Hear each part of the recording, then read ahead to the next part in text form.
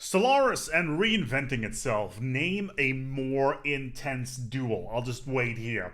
All jokes aside, though, Paradox Interactive has been working very hard on the companion DLC to its long-awaited 4.0 Phoenix update. So what can you expect? Well, there's the usual suspects for a major expansion. You've got your origins, you've got your civics, you've got your buildings, events, portraits, as well as a surprising amount of additions, such as a kilo structure called the Deep Space Citadel, two brand new biological ship sets with their own mechanics, and then finally a full rework of one of the three ascension paths. Now that last one in particular is quite interesting, as the developers have been giving extra love to this particular system, which was originally introduced back in 2017. First, of course, with the Machine Age, which changed Machine Ascension, which was last year, as well as the upcoming Shadows of the Shroud, which will tackle the Psionic one.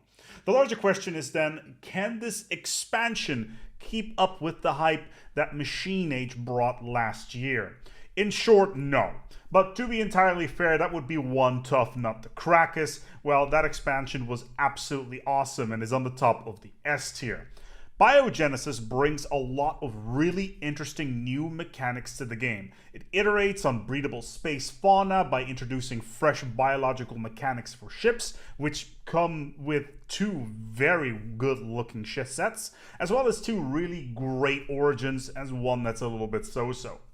The main negative thing about Biogenesis is that it really hyper-focuses on the biological side of things. You don't necessarily have a lot of systems that you can always apply to every single one of your playthroughs. For instance, if you have an expansion like Utopia, a lot of the systems are applicable to almost every single time you play. And this is something that you don't really see with Biogenics, except for maybe one of the kilo structures, but we'll go into that later on. Biogenesis is so interesting in this that it significantly deepens the experience in terms of mechanics for those biological empires. Hives in particular will have a grand old time with this. However, unlike its Season 9 counterpart, there aren't that many things that you would see in a non-biological playthrough. Yeah, sure, there's the new Deep Space Citadel kilo structure, that kind of brings the fun of putting down a station in random locations, which we have seen in like the very early versions of Stellaris. But generally, those resources would probably be better off being spent on fleets or infrastructure, as defense really isn't, something that is all that helpful in Stellaris. But time will tell. The Deep Space Citadel in itself also has its own introductionary origin called Starlit Citadel, which is remarkably similar to Galactic Doorstep in that you get attacked by an enemy through a portal and then you need to defend yourself. It's very much a way of getting yourself introduced into the system. It's really cool. It just cannot shine a candle to all the other kilo structures like the Arc Furnace or the Dyson Swarm, which were, once again, introduced in Machine Age. It's not all gloom, however. The other origins in evolutionary predators let you go absolutely nuts in terms of genetic modification, and it does a really good job in synergizing with existing systems. You need pops, steal them through spine, abduct them, buy them on the market. Once you have them, you dissect them, you take their genetic material and improve your species. It's mechanically wonderful and it adds a really good time because you're always on the hunt for the next best pick in genetic material. And then, of course, there's the favorite of the three origins, which for me is Wilderness. I really like origins that to throw gameplay on its head and shuffle existing mechanics in new and exciting ways, and Wilderness is exactly that. It's a hive mind that is also an entire planetary ecosystem. You're not really playing as a single entity in a classic way, but more something along the lines of a planetary ocean, like you would have in Stellaris, or Planet from Alpha Centauri, or the hive mind in the Avatar systems, because there is one there, even though it doesn't really, is on the forefront. You know what I mean. It's completely alien to the other empires, and I love it. I don't think I've had this much fun in a playthrough since the Paperclip Maximizer from a update that we had last year. And of course, there is a completely malevolent version of this as well, which is called the Blood Forest, which is just awesome. It just consumes everything in sight.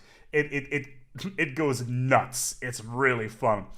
The main course that you may have seen, however, in the marketing is, of course, the Crisis. Paradox games are rather notorious for being super open-ended, and Stellaris was no different for many, many years. Now, the current team has been adding new ways to quote-unquote win the game with the Crisis system. In this particular case, you can merge your mind, or at least the mind of your whole species, with a giant space beast that you grow from food or other empires. And it's not that dissimilar from Leviathans that are in the game, except it's much bigger and it can consume the whole galaxy. And I do mean that. You can eat everything in your path, whole planets, in fact. It's wonderful. It's a great experience, even if the scale of the creature becomes completely and utterly ridiculous. It's very clear that a lot of love has been poured in this particular Crisis. In the end, it's a great expansion, something which adds a lot of additional flavor to the galaxy. And even if you don't play as a biological empire, you can still encounter one of them in your playthroughs, which can make for some very, very interesting situations. In general, it sits in a similar level as Synthetic Dawn or Overlord, that side of the Stellaris DLC pantheon. The game is completely playable without it. However, as a first expansion for people who want more variety on their initial gameplay and already own the core expansions, Biogenesis is a great pick. A solid A-tier expansion. Of course, for those people who already love and play the game and want more, go and pick it up now. Stellaris Biogenesis is available now for $24.99 USD and or local equivalent. So what do you think? 24 bucks for this particular expansion? Is it worth it? Is it on par for you with Machine Age? Let me know in the comments below. Is there something in particular that you're like, yeah, I want to play as a giant creature that eats stars and eats planets? Like, sign me the hell up.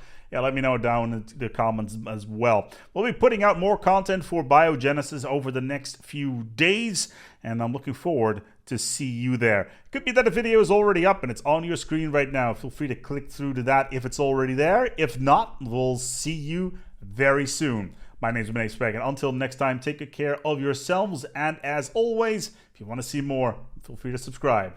Talk to you soon.